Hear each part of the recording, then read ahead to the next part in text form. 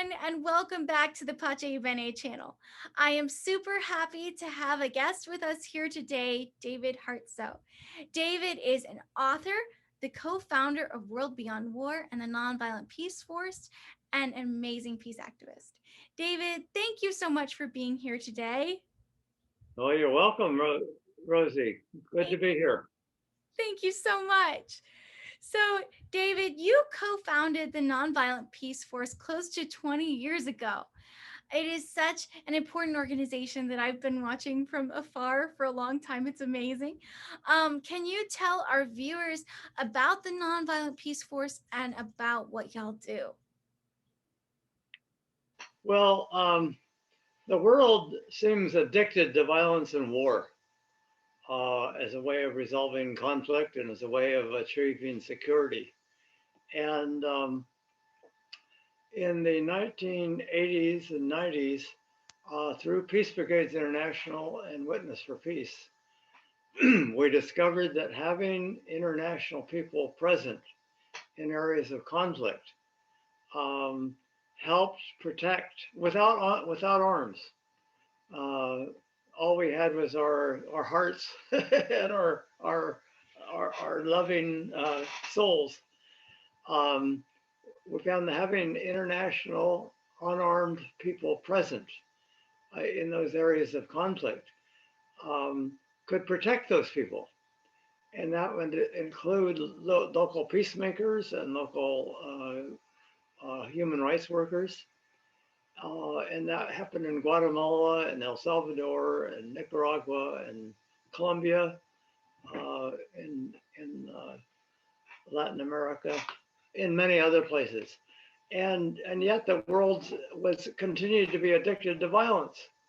And even blue helmets, United Nations, armed peacekeepers. So some of us met at the Hague Appeal for Peace in the Netherlands, where 9,000 peace activists had come together from all over the world to try to end war, help the world put an end to war. And right during that conference in Kosovo, there was terrible ethnic cleansing happening. And there was a nonviolent movement that I and others have been working with, which was trying to bring change nonviolently. And President Clinton went on television and said, there's ethnic cleansing happening in Kosovo. We have two choices. We can do nothing, or we can go in and start bombing. And many of us knew there was a third alternative, which was supporting the nonviolent movement. And so we got together and committed to building a global nonviolent peace force that to do what Peace Brigades International, Witness for Peace, and Christian peacemaker teams and Friends Peace teams have been doing on a smaller scale, on a larger scale, so that the world could discover that there is a positive alternative to doing nothing or bombing or sending in people with guns to try to make the peace.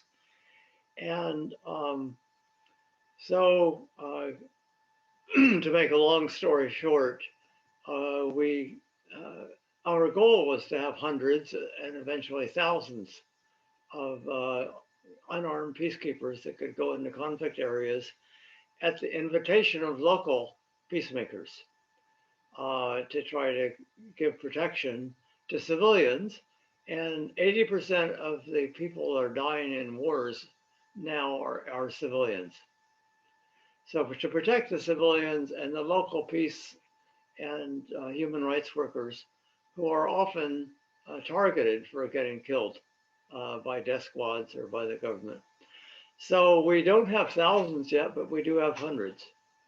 And they are in Iraq, they're in South Sudan, they're in the Philippines, they're in Burma, Um, we have had them also in Guatemala and in Sri Lanka.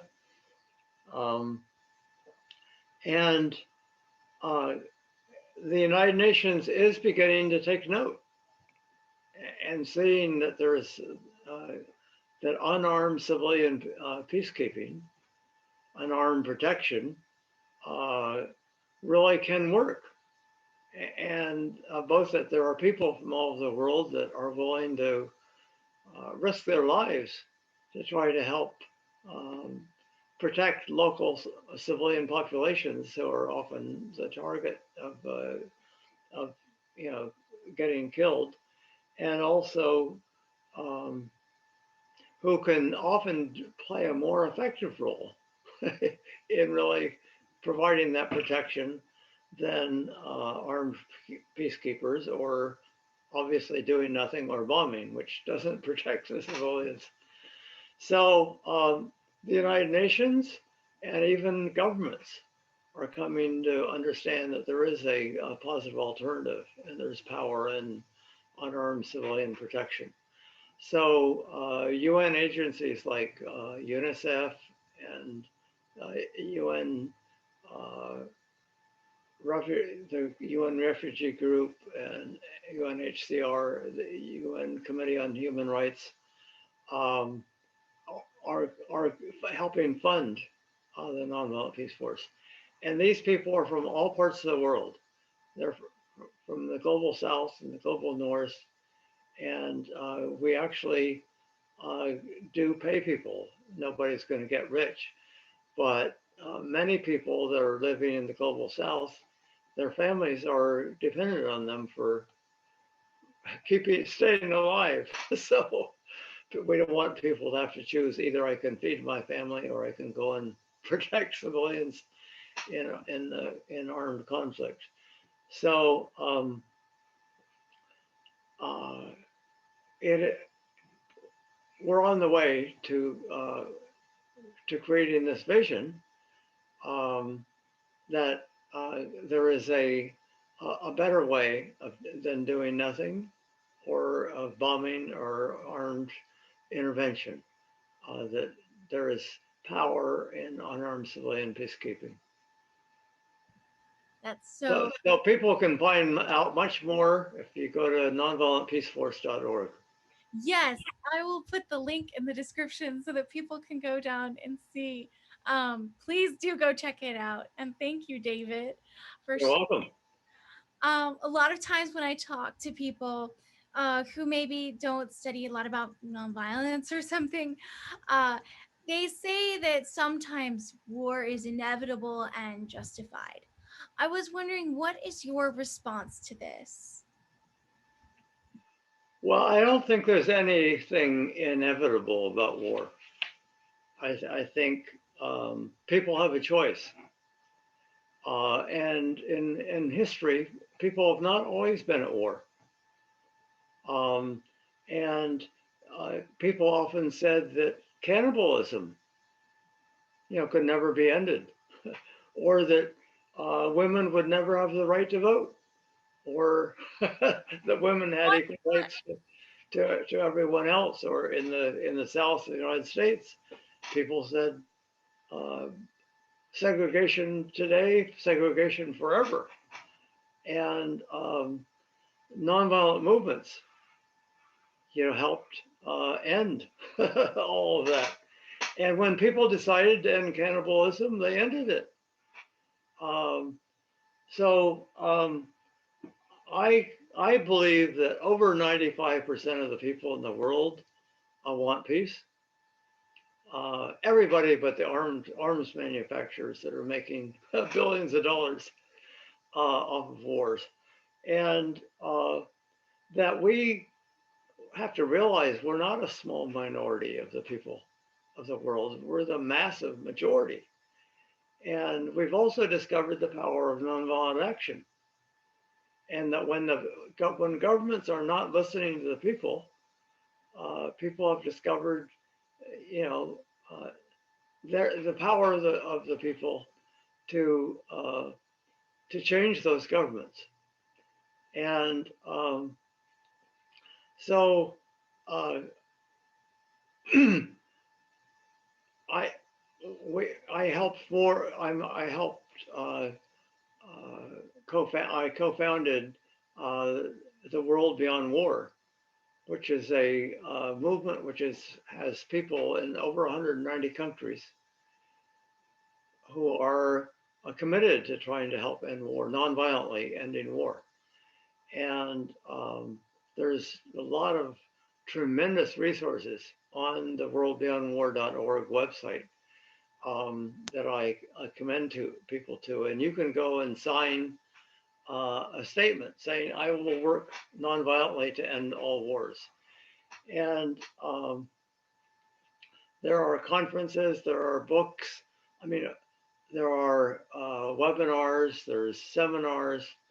Um, if you think that war is as stupid as I do, and 180 million people, and died in the last century from wars. I mean, that's unconscionable. Yeah. Uh, if you feel as strongly as I do about this, go to that website and sign that statement and get actively involved and help build. I mean, find people in your community that feel as deeply as you do and form a chapter of World Beyond War. Um, but I just think, I mean, maybe I already said, but 80% of the people who are dying in wars are civilians. And many of these are children. And if nothing else, we should be able to say, we're not going to kill children because we don't like somebody's government. I mean, that is criminal. Uh, I believe that every person is a child of God, and we don't have a right to kill anybody. Um, and Daniel Ellsberg, I mean, we're now closer to nuclear war than any time we have been since the Cuban Missile Crisis.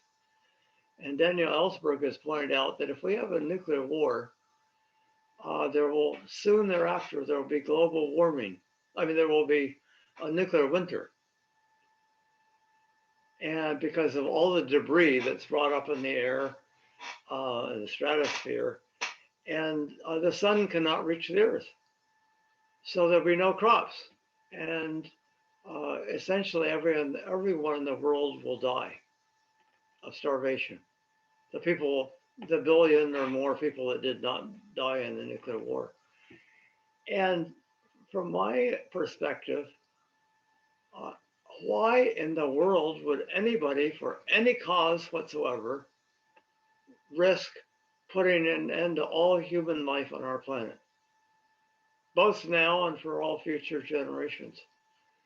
So now is the time to end war. And if you have energy and you have a voice and you have a heart that says life is precious and we love one another, and this is an organization to get actively involved with. And David Swanson, with whom I co-founded the World Beyond War, has written many books. One of them is Wars, All Wars Are Lies. And every war is based on a lie. Yes. The governments can't get people to say, oh, I'm going to go and shoot and bomb somebody's children and, risk my own life to kill people because our government doesn't like somebody else's president or government leader, and so they tell lies. The Vietnam War was based on lies. The Korean War was based on lies. The Iraq War was based on lies.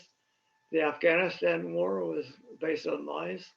The government in Afghanistan agreed to uh, to uh, uh, to bring bin Laden to an international court to be tried whether he was in fact guilty.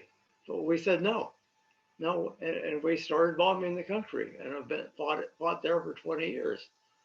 Well, it, it is about as stupid as trying to uh, find a person that you really love by, getting out your gun and shooting somebody that looks like maybe you'd like them as your partner. I mean, it's insane. It's immoral. It's illegal. All wars are illegal by international law because to kill innocent civilians is illegal and it's a crime against humanity. So if the people of the world decide that war has to end, we will end it. So join us. Yes, please do. World Beyond War is an amazing organization. Thank you for all of your work with that. And David, my last question is, what does nonviolence mean to you? Well, I think nonviolence is love in action. Uh, Gandhi called nonviolence the most powerful force in the world. And people often think of nonviolence as being, you know, passive and, it's for weak people, people that are powerful and, manly.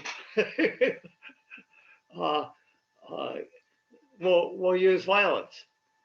They don't sit around doing nothing, which they see nonviolence as doing nothing. Well, I think nonviolence just as a word doesn't mean a whole lot.